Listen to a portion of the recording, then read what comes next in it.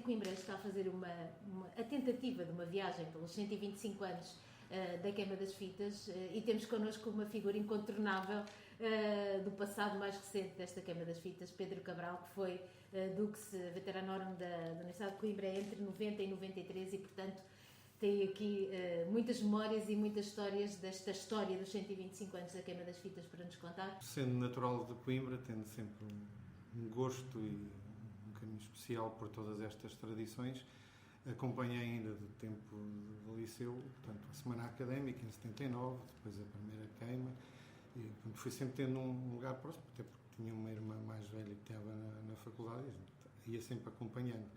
Em 79, na Semana Académica, no cortejo da Queima das Fitas, tem um episódio engraçado na Praça da República, na esquina do Académico, onde estavam os antipraxistas, por assim dizer, da altura, tiveram que levar um cordão de humano à frente do pessoal do rugby.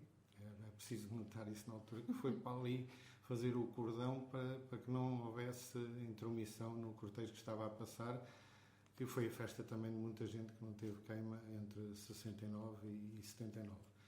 E um dos episódios que me recordo na altura é que está um senhor, já de uma certa idade, na varanda em cima, que vociferava bastante contra essas pessoas, que a certo momento caiu-lhes a dentadura e aqueles malvados que lá estavam esmagaram-lhe logo, mas pronto, foi um dos episódios que me marcou logo em 79, com a entrada na faculdade. Fui sempre um pouco ligado a tudo, embora fosse ligado bastante ao desporto, até que voltei a ir buscar a viola e na altura voltar aos fados, à fundação da fanfarra, e estar sempre ligado à parte da praxe. A queima inicial, o palco era mais ou menos a meio da Avenida Navarro, em que a vedação era feita com um arame que era pincelado com óleo queimado, que era para ninguém saltar, vocês têm ideia do sistema que havia, e era uma relote com um palcozito aberto à frente, em cartistas, com um Marco Paulo e outros vinham aí, que depois eram um pouco às vezes as doce. Houve alguns episódios engraçados. Em 1988 o palco já passou, por causa mesmo do Caetano Veloso, passa para muda de posição, deixa de ser em frente ao Coreto e passa para a Alameda, virado de costas para agora Parque Verde, e começou-se a notar que as coisas já arrebentavam para costuras. Até que em 91 se faz a grande inovação, que é passar a parte do espetáculo, a parte grande do palco, para a parte de estacionamento que havia na altura. Foi para aí que foi o primeiro grande salto a nível de espetáculo. Quando eu começo em 1990, batendo um pouco aí, tomo posse, e dia 24 de março, eu tomo posse a 13 de março, e a 24 de março estamos a fazer um Conselho de Veteranos para analisar portanto, havia uma divergência muito grande entre um elemento da Comissão da Queima das Fitas, que tinha o pelouro do parque, e os restantes. A Queima das Fitas era uma festa da praxe, portanto era supervisionada, entre aspas, pelo Conselho de Veteranos, em que o Conselho de Veteranos dava posse à Comissão da Queima e aprovava, por assim dizer, o programa cultural, mas tudo um pouco de boca, sem... promovia as eleições dos comissários nas faculdades, dava-lhes a posse e depois pouco mais nada, suspendia a praxe, não tinha grande influência. Nessa altura, em 1990, com essa crise desencadeada, que punha em causa mesmo a realização da queima, o Conselho é chamado a intervir.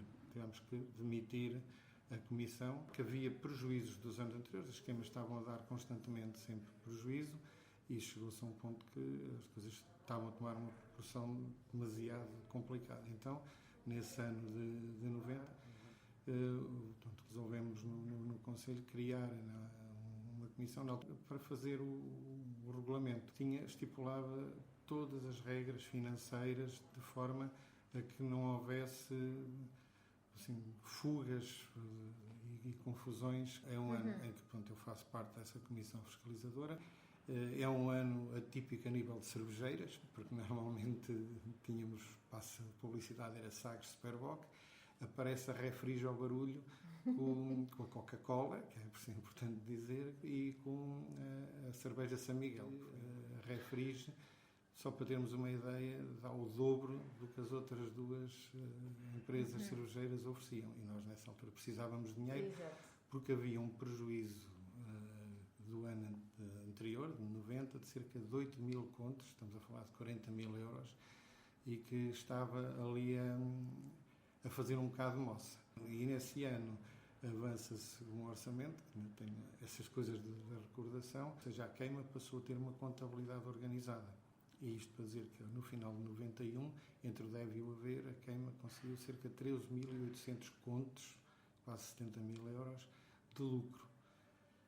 Na altura pensou-se o que se vai fazer e o que não vai, então as secções, na altura havia necessidade, porque o autocarro Velha Laurinda estava em fim de vida, comprámos, na altura foi uma das coisas, a Comissão de 91 ofereceu o autocarro que foi comprar, um autocarro que foi batizado de Sr. Chico, que à porta, o professor ali, o Santíssimo Seu Bispo também veio, pronto, com a garrafa de champanhe, aquela história toda. Era uma homenagem ao Sr. Chico, por ter aqui da associação durante muitos anos. O Sr. Chico acaba por ser um símbolo de um ponto de viragem na queima das fitas. Sim, sobretudo um ponto de viragem. Um ponto de viragem financeiro, nomeadamente financeiro. E tudo, porque a queima foi diferente nesse ano, como eu disse, o palco passou ao estacionamento, quer dizer que foi tudo uma coisa diferente. Há um episódio giríssimo que eu não posso deixar de contar. No último dia vinha cantar a Coimbra ao Rui Veloso. No contrato dizia que ele no camarim tinha que ter uma poltrona. Bem, uma poltrona, a gente arranja uma cadeira de braço e vai para lá. E era o whisky James Martin de 20 anos. Então chega-se à altura e o homem embirra, que não podia ser, o produtor dele, que não podia ser a poltrona. Então no último dia, o Miguel Arcido, que era o comissário do parque, tem que ir comprar um sofá, custou 30 contos na altura, um sofá que esteve anos e anos no Conselho de Teranos, porque depois trouxemos-lo e teve anos e anos na sala do Conselho de Teranos, que a gente chamava era o sofá do Rui Veloso. Do whisky, vou contar a malandrice. O whisky era caro e era bom, então o que é que faz? Tínhamos aí um madeirense, um Zé do Santo, cowboy desgraçado, que resolve tirar o whisky bom e pôr lá um whiskyzinho mais barato para dentro. Ninguém notou nada. Estamos a falar de há 33 anos atrás, portanto também fazíamos algumas partidas, também não é... Que memórias é que pode partilhar connosco desse tempo da queima das fitas? Há coisas muito, muito engraçadas. A gente, por exemplo, no chá dançante, vocês viram o chá dançante, na altura o baile era no Zé Falcão, era aquele glamour do baile da entrada, havia muita gente que ia ver, para ver as meninas a chegar com os penteados, com os vestidos, a gente toda arranjada, e depois na saída já não convinha muito estar a ver. Mas embora, é o que eu digo, as noites também eram diferentes, não acabavam tão tarde e havia sempre uma certa postura no vestido. Uma das coisas em relação à capa e batina, nos anos 30, em que tinha uma portaria da própria universidade em que defendia que o uso da capa e batina tinha que obedecer às normas e regras das fardas e uniformes da polícia e do exército português, ou seja, a capa e batina tinha que estar sempre rigorosamente vestida. Na Sala de Santo foi das primeiras vezes que se fez uma tenda na parte exterior. Uma das últimas pessoas que veio a um baile de gala de identidade, o Presidente da República, na altura, o Cavaco Silva, que a produtora que fazia a parte musical, que era a Música no Coração, que era o Luís Montes e o Álvaro Covões, que eram os dois sócios. O Luís Montes era casado com a filha do Cavaco Silva, e então ele veio ao baile de gala. Portanto, era uma coisa em que vinham entidades. Portanto, havia todas as entidades, não só da cidade, como tinham um certo... uma vaidade do baile de gala. Portanto, em 93, com a queda do palco, que deu ali uma confusão, choveu muito e o palco, as lonas muito bonitas que se suspendiam lateralmente, pus a malta lá dos chutes e pontapés em alvoroço, que estavam a fazer o check sound, e aquilo com a vibração veio parar abaixo. Como eu falava, em 91 foi o último ano que se usou as bilheteiras do homem em pé, que estava dentro de um caixote de madeira, só com um buraquinho à frente por causa dos bilhetes, porque aquilo começaram a virar e a levar as bilheteiras atrás, Tivemos que ir atar as bilheteiras às árvores para elas não fugirem, mas o pessoal divertia-se, não havia telemóvel, portanto havia sempre às tantas horas no Coreto, ou de tanto em tanto tempo, a gente queria encontrar os amigos, lá passava ao Coreto como o ponto de partida ali, de chegada para...